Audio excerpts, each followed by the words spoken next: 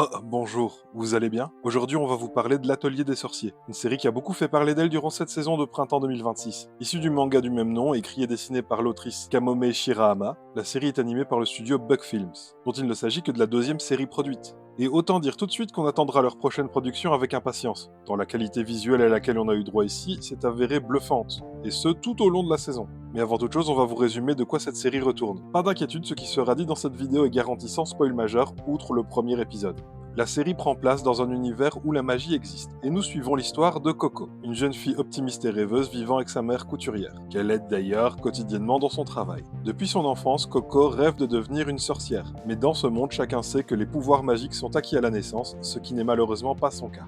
C'est alors que Coco fit la rencontre de Kefri, un sorcier itinérant. Rencontre qui changera son destin car après l'avoir observé en cachette, elle réalisera qu'en réalité la magie se dessine, et donc en réalité à la portée de tout le monde. Après son départ, Coco s'essaiera donc à des expériences magiques via un livre absolument pas louche reçu durant son enfance, ce qui entraînera des conséquences désastreuses. Sauvé in extremis par Kefri, ce dernier lui laissera le choix entre soit lui effacer la mémoire, soit devenir son élève. C'est évidemment le second choix pour lequel Coco optera. Ah oui, sinon il n'y a pas d'histoire en fait. Ce qui amènera donc Coco à se confronter au monde des sorciers bien différent du sien, suivant d'une part les enseignements de Kefri en compagnie des autres élèves de ce dernier, le tout en se retrouvant en même temps impliqué dans les manigances de la société du capuchon, dont les sombres intentions pourraient bien changer la face du monde. Alors, qu'avons-nous pensé de cette première saison de l'Atelier des sorciers? Eh bien, pour une entrée en matière, on est sur du très bon. Ce n'est évidemment pas sans défaut. Mais après cette fin de saison, on n'a qu'une seule envie, que la suite arrive le plus vite possible. Comme d'habitude, on va procéder point par point.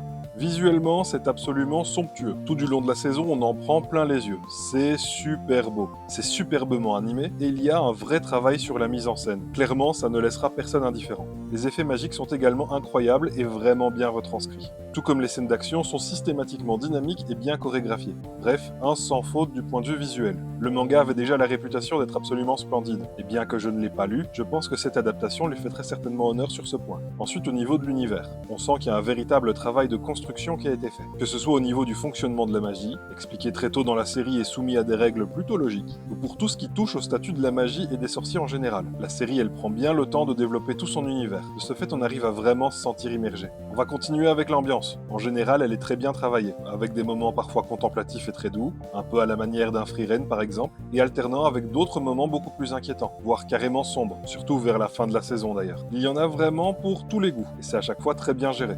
Bon, pour ce qui est du négatif maintenant, on pourra regretter que parfois certains personnages sont un peu caricaturaux, notamment parmi les élèves de Kefri par exemple. Tetia et Triss en particulier peuvent parfois se révéler assez caricaturales et ou agaçantes. Toutefois, il faut garder en tête qu'il ne s'agit que du début de la série, donc une évolution à ce sujet est loin d'être impossible. Ce qui d'ailleurs est déjà le cas pour Agathe notamment. D'autres personnages, comme Kefri, montrent également un côté plus ambigu moralement, ce qui de ce côté-là nous laisse espérer de bonnes choses à ce sujet. Ensuite, autant l'univers et l'ambiance sont bien développés, autant la trame en elle-même évolue assez peu lors de la première saison. On sent des choses se mettre doucement en place, mais disons que quelqu'un faisant preuve de moins de patience pourrait être frustré de ne pas voir la trame principale avancer plus que cela en 13 épisodes. Cependant, cela ne me choque pas personnellement que l'autrice ait choisi de mettre son univers en place avant d'entrer dans le vif du sujet. Il reste tout de même à espérer que les éléments amorcés dans cette saison trouveront un réel intérêt dans la suite. Et pour finir, et ça devient vraiment beaucoup trop récurrent dans les animés ces derniers temps, cette saison s'arrête réellement en plein milieu de l'action. Genre, on n'a pas du tout l'impression d'être face à un épisode de fin de saison. Bah ouais, parce que ça coupe en plein milieu d'un arc. Et ça, c'est franchement frustrant. Et bien que je puisse comprendre que proposer plus d'épisodes avec une qualité visuelle pareille était beaucoup en demandé, j'aurais préféré que la série s'arrête plus tôt, vers l'épisode 11 par exemple, ce qui aurait été clairement mieux pour apprécier l'attente de la suite. En résumé, l'Atelier des sorciers est une excellente série qu'on vous conseille de regarder si vous recherchez un univers enchanteur. Des visuels à couper le souffle et si vous appréciez les œuvres qui aiment poser leur base avant d'entrer dans le vif du sujet. Bon, c'est le moment où je commence à faire le cybermendiant. N'hésitez pas à liker, à vous abonner, à commenter, tout le bordel. Bon, nous on vous dit à la prochaine et vu qu'il fait chaud, n'oubliez pas de vous hydrater sinon vous allez mourir!